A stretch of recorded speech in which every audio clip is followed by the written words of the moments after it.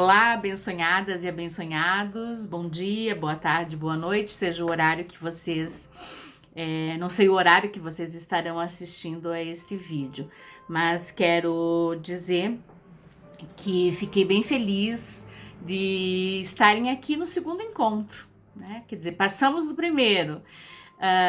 Li nos comentários que vocês fizeram e postaram, tanto na turma 1 quanto na turma 2.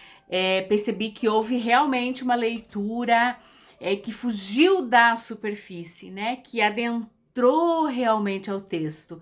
Eu gosto muito de uma metáfora da professora Ingeborg Koch-Vilassa, que é uma já falecida, mas uma importante linguista aqui do Brasil, que ela comparava o texto a um iceberg, né? Então, vocês imaginem assim, lá vai o Titanic, navegando, bonitinho, e de repente lá no fundo vê aquele pedacinho de gelo, né, na linha do oceano.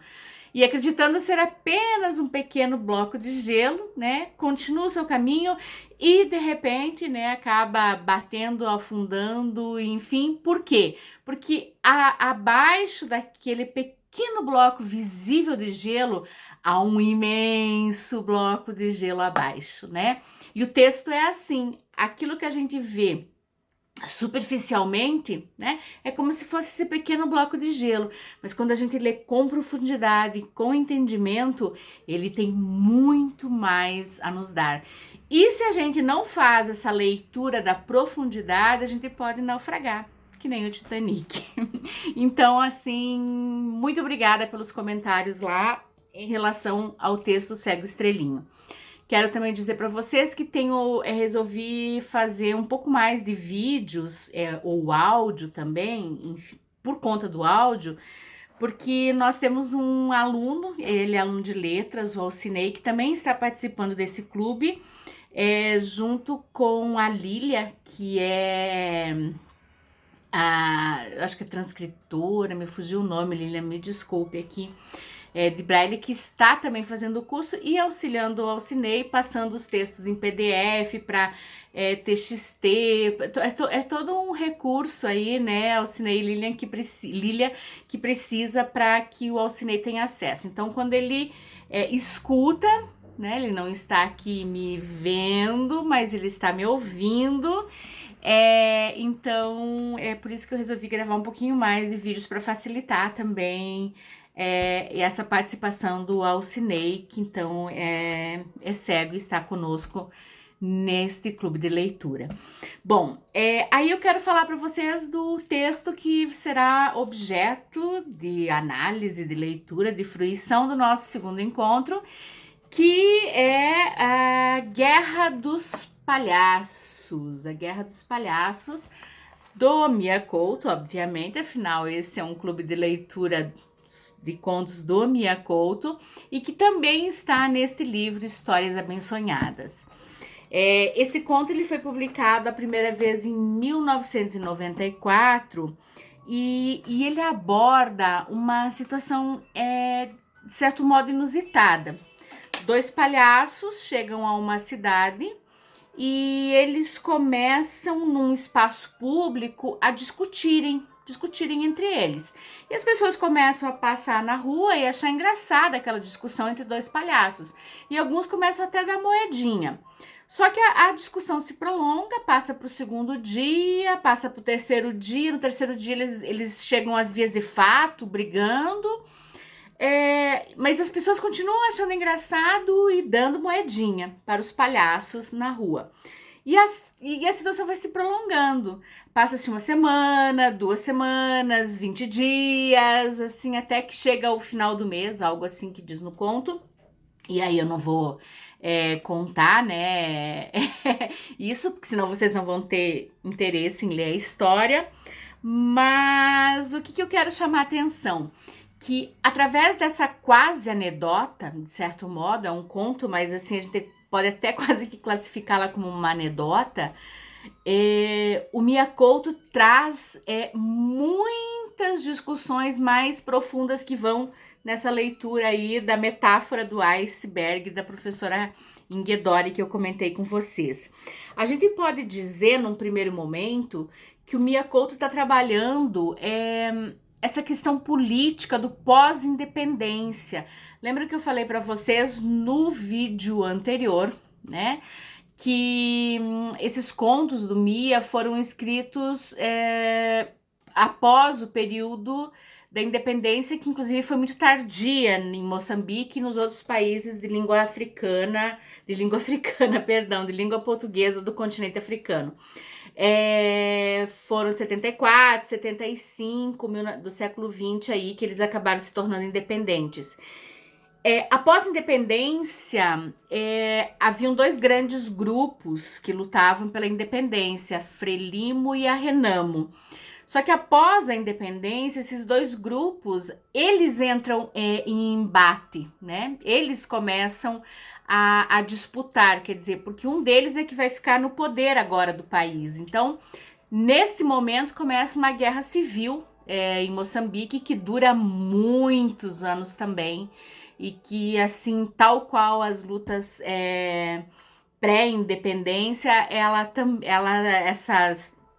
essa guerra civil também trouxe muitas mortes. Então, esses contos do Mia, publicados neste livrinho, fazem parte desse momento do pós-independência e trazem esse contexto da guerra civil moçambicana. Então, a gente percebe isso. Então, eu gostaria que vocês na leitura tivessem em conta um pouquinho isso, né? Apesar de em nenhum momento ele vai falar de guerra, enfim, ali, mas vocês vão perceber, de certo modo, essa anedota está fazendo uma referência a isso. É quase como a gente pudesse dizer que é uma grande metáfora aí desse embate que ocorreu. E aí uma coisa que eu gostaria de chamar também a atenção de vocês, assim, que aí essa leitura daí das profundezas, né? Que a gente pode, na verdade, ampliar essa metáfora para qualquer outra guerra, qualquer outra questão política, um Estado. A gente pode perceber, vamos pensar assim, ó, um país, um governo, um Estado sem propostas sociais acaba muitas vezes apelando para violência como forma de controle, como instrumento de controle, né? E agora eu lembrei, me fez lembrar isso, uma trilogia, Jogos Vorazes, de Suzanne Collins, que em 2012 virou filme, enfim, são 4 filmes, né? Os livros é uma trilogia, mas os filmes são 4, é isso ou tô errando? Acho que são, né? São 4, porque o último é dividido em 2. Mas enfim, a ideia é essa. O que acontece em Jogos Vorazes, né? Nós temos uma sociedade pós-apocalíptica, não é apocalíptica, mas assim, é uma distopia, né? E aí o governo não consegue, de certo modo, controlar a população como gostaria, então ele oferece o tradicional pão e circo, né? Aquela frase latina, panem et circenses, né? Muito utilizada lá na Roma Antiga, quer dizer assim, pão e circo, vamos dar ao povo isso para que a população se acalme, esteja controlada.